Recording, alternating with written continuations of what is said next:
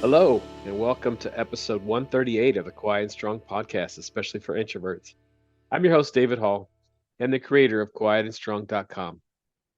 This is a weekly podcast dedicated to understanding the strengths and needs of introverts. Introversion is not something to fix, but to be embraced. Normally, we'll air each episode on a Monday. Be sure to subscribe on your favorite platform. Leave a review, that would mean a lot to me. Tell a friend about the podcast. Help get the word out there that introversion is a beautiful thing. The Quiet and Strong podcast is dedicated to exploring the strengths and needs of introverts, as well as offering strategies for success. We also take time to debunk some common myths surrounding introversion.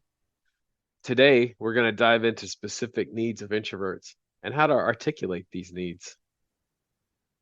Introverts are known for their deep thinking and preference for premeditated contemplation. This inclination is hardwired into our nature. So, to excel in various situations such as meetings, presentations, speeches, conversations, we thrive with some prior preparation. For example, for this podcast, I do invest some time in preparing for guests who appear on the show. This involves reading their books, exploring their social media profiles, reviewing their websites, listening to other podcasts they may have been on. My goal is to truly understand them and bring out their strengths, experiences, needs, achievements, insights, all while discussing strategies for success. So, normally, I send them questions in advance as a preliminary framework to guide our conversation. And the conversation is not scripted. And so we go where the conversation leads. But this preparation benefits both me and the guest to have some great conversation. Additionally, I also ask the guests to provide any questions or topics that they'd like to address. Most of my introverted guests appreciate having questions in advance as it allows them to prepare thoroughly ahead of time. However, reactions vary, with some feeling they don't need questions while others insist on having them.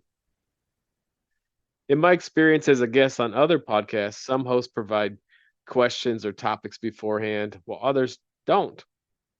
Personally, I do prefer having questions or at least topics in advance. Nevertheless, I can adapt when necessary, especially where the topic is familiar, like for me, introversion and extroversion and other personality factors and our strengths that come with personalities. I'm comfortable at talking about those things off the top of my head. You probably have some expertise that you can more easily speak about without preparation as well. But when specific questions are not provided by the host of the show, I do always request at least topics to ensure that I can adequately prepare. So imagine yourself as an introvert appearing on a podcast. Would you prefer having questions in advance or merely going with the flow? Everyone's preferences and needs are going to differ, and the situation may influence those preferences too. For those that require questions or topics in advance, don't hesitate to communicate your needs. Inform people about what helps you perform at your best. And also remember that extroverts feel comfortable speaking spontaneously. So their perspective on the necessity of questions may differ. In my experience with extroverted guests, they typically show less concern about having questions in advance. Of course, this principle extends beyond podcasting and can apply to other things like panel discussions, interviews, or other scenarios. But always be clear about your needs, stating that you prefer some preparation to deliver your best performance. As introverts, we require time for thoughtful reflection, focused work, strategic planning, and recovery after some types of social interactions. While our needs may differ from those of our extroverted counterparts, they are no less valid. How do you communicate your needs and preferences effectively? So, first, recognize that your needs may not align with others, and that is perfectly fine. One beneficial practice I've adopted is reserving the first 90 minutes of my workday for quiet time. Block that time off on my calendar. This provides a quiet time to start the day, countering the chaos that can arise from a day of many emails, calls, instant messages, meetings, and office visits. Understanding and communicating our needs as introverts is crucial to thriving in various aspects of life, whether it's a podcast or other public appearance or just our daily work routines. Being clear about what helps us perform at our best is needed. Embrace your introversion, honor your needs, confidently express them to others to ensure that your success and your well-being. So let's discuss some strategies to articulate our needs and have them met so that we can be productive, have energy, peace, and live the life that we want. So first, self-awareness. Understand your needs and boundaries. Take some time to reflect on what makes you feel comfortable, energized, and fulfilled as an introvert. This may include needing some time to recharge, avoiding some types of gatherings, having structured, meaningful one-on-one conversations. Do you know what you need as an introvert? Listening to this podcast is a great place to be. We can learn from other introverts how they have learned to manage their needs and set appropriate boundaries. It's a common topic on the show. Different instruments like the Myers-Briggs Type Indicator or Clifton Strengths or the DISC and many others can help you get to know your strengths of introversion and other aspects of your personality. There is a Type Finder personality assessment on the Quiet and Strong website. This is a free assessment. It'll give you a brief report, including your 4-letter Myers-Briggs code. This will detail your introversion and other aspects of your personality. And as always, I will add a link to the show notes. And don't forget, we introverts share the gift of reflection. But to use this superpower of reflection, we need to spend some time in quiet, to set aside some time to reflect. How are things going? What changes would you like to make? And use this reflection to make tweaks on how you spend your day and how you achieve success as an introvert using your strengths on a regular basis and honoring your needs and letting others know what you need. To let others know what you need, choose the right moment. Pick an appropriate time and place to express your needs. Avoid bringing up important topics when you or the other person is stressed, tired, or distracted. Find a quiet and comfortable environment where you can talk without interruptions. This will help ensure that your message is heard and understood. It's important to create a calm and focused atmosphere for effective communication. Start by clearly identifying what you need. Before approaching someone, take time to clearly identify what you need. Be specific about what you require and why it's important to you. This will help you articulate your thoughts effectively when expressing them. Remember, we don't all need the same things. So when you're doing this, use I statements. Frame your needs using I statements to express your feelings and thoughts without blaming or accusing others. For example, you might say, I need some time alone to recharge after this busy day, instead of, you always drag me to these social events. Or another example, I need some quiet time to focus on this project to get it done and do my best thinking. I do my best with some quiet time for these types of projects. Just this week, I was working on a project that required intense concentration, and my instant messenger was just going crazy. I had to decide, I'm going to have to ignore this or I'm never going to get this project done. So I switched the setting to do not disturb and got a little peace for the moment. We have to find the right balance between the quiet time that we need and the time we need to collaborate with others. Use your I statements so that you can make it about what you need and not complaining or putting someone else at fault. And be specific.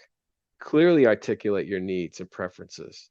The more specific you are, the easier it is for others to understand and accommodate you. Instead of saying, I need space from you, you could say, I'm going to take some time alone to unwind after this crazy day at work. This way, you communicate your need for space without blaming or criticizing the other person. It allows them to understand it's not about them, but rather about your personal needs. Further, being specific helps others to better accommodate you. By clearly articulating what you need and prefer, they can make adjustments or provide support accordingly. Share your introversion.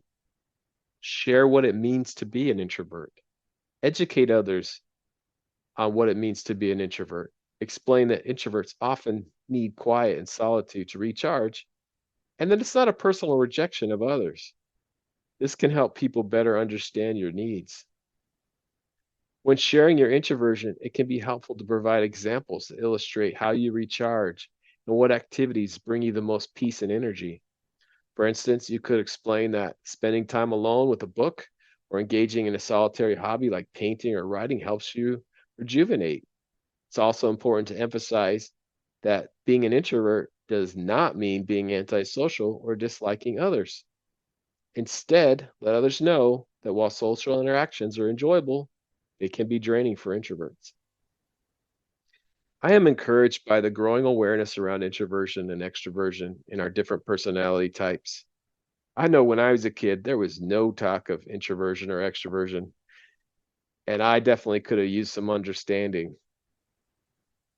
There's a lot of great people spreading awareness, and I'll continue to have great guests on my show that have really learned to embrace their introversion and have learned to use their strengths, articulate their needs, and really have some great success strategies.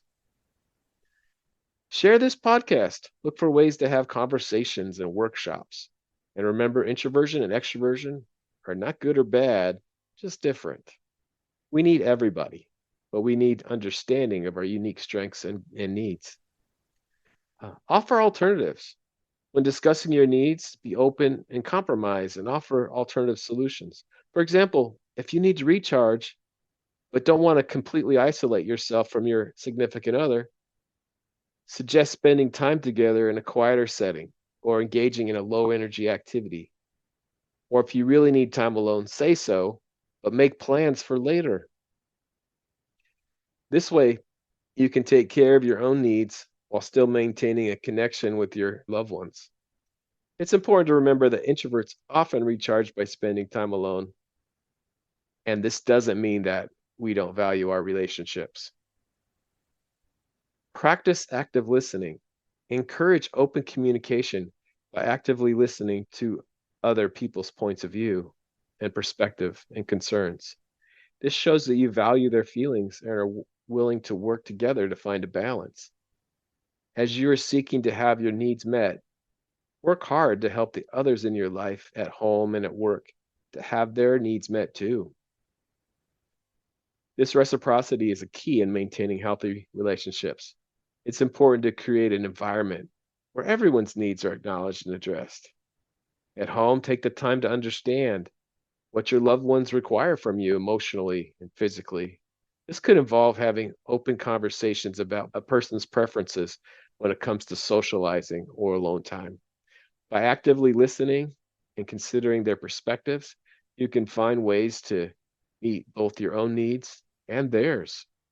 In the workplace, strive for a similar balance. When is it time to focus or recharge? Or when is it time to collaborate? Be patient and assertive.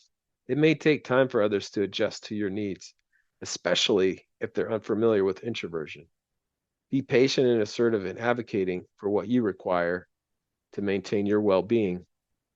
Additionally, it's important to set boundaries and communicate them effectively. Let your friends, family, and coworkers know when you need some downtime or when you prefer not to engage in certain activities that drain your energy. By doing so, you can prevent feelings of overwhelm and ensure that your needs are respected. Remember to prioritize. Take care of yourself as well. As an introvert, taking time for yourself is crucial for recharging and replenishing your energy levels. Find activities that make you happy and help you relax. I've learned that some solitude for me, it's not a luxury, but a necessity. As an introvert, you're not being selfish when you need some time alone, but rather you're taking care of yourself. It's an act of self compassion, self preservation. It allows you to show up fully with your interactions with others as well in your own life. Some people may not understand or appreciate your need for solitude, but that should not discourage you from prioritizing it. For me, finding activities that bring happiness and help me unwind is essential, whether it's reading a good book, going for a long walk, or maybe taking a drive with some great music. And seek support. Talk to your close friends, family members, and partners about introversion. Ask for their support in accommodating your needs. Sharing your feelings and concerns with your trusted circle can strengthen your relationships. Remember that effective communication is a skill that can be developed over time. By openly expressing your needs and engaging in healthy conversation with others, you can foster understanding and create more fulfilling relationships as an introvert. So, back to your superpowers of reflection. Find a quiet time for serious reflection on what you need to be your best as an introvert. Write them down. Evaluate how you're doing. What is going well? What can be improved? Do you know what your ideal day looks like using your strengths and taking care of yourself? Have those key conversations, but remember to express why you need what you need and how it will help you to be your best for yourself and for others at home and at work. Help keep the conversation going about the strengths and needs of introverts, and let's continue to debunk some myths. Thank you so much for joining me. I hope you take the time to explore other episodes and learn from our amazing guests. Remember, if you're interested in getting to know yourself better, there's a free Type Finder personality assessment on the Quiet and Strong website. This free assessment will give you a brief report, including the 4-letter Myers-Briggs code. I will add a link to the show notes. And I'd love to connect with you. Reach out at david@quietandstrong.com or check out the quietandstrong.com website, which includes blog posts, links to social media, and much more. Send me topics or guests you would like to see on the show. There's so many great things about being an introvert, and we need those to be understood. Get to know your introverted strengths and needs and be strong.